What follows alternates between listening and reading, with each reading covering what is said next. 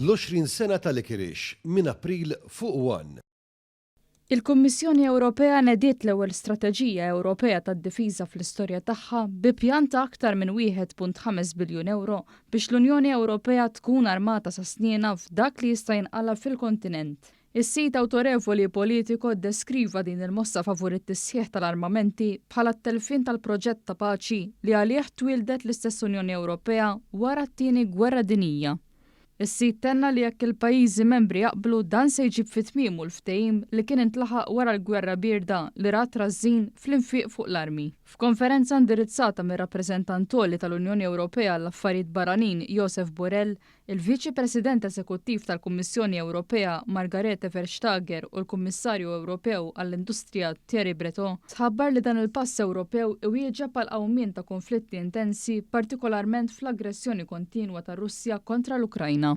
Ċentrali għal din l-istrateġija u l-Programm Ewropew għall-Industrija tad-Difiża li se jiżgura d-disponibilità u l-provvista fuqta tal-armamenti. Politiko semma wkoll kif Breton enfasizza li l-Ewropa skontu qed tiffaċċja theddida eżistenzjali waqt li Borrell wissa li l-Ewropa trid issaħħaħ il-kapaċitajiet tad-difiża tagħha b'rispons għall-aggressjoni Russa kontra l-Ukrajna.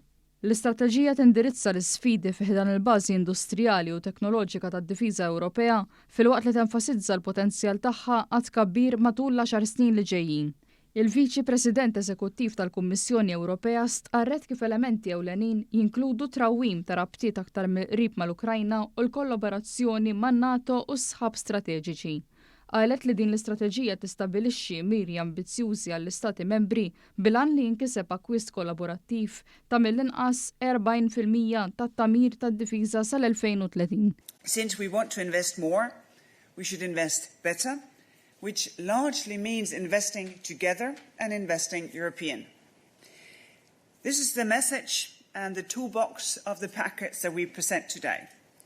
In order to enable us to move from crisis response mode to one of structural defense readiness in a manner that closely involves Ukraine. L-istrateġija se titlob li l-budgets nazzjonali tal-pajjiżi u tal-Unjoni Ewropea jiġu fl-istess linja biex jappoġġjaw l-adattament tal-industrija għal kuntesti ta' sigurtà li se jevolvu.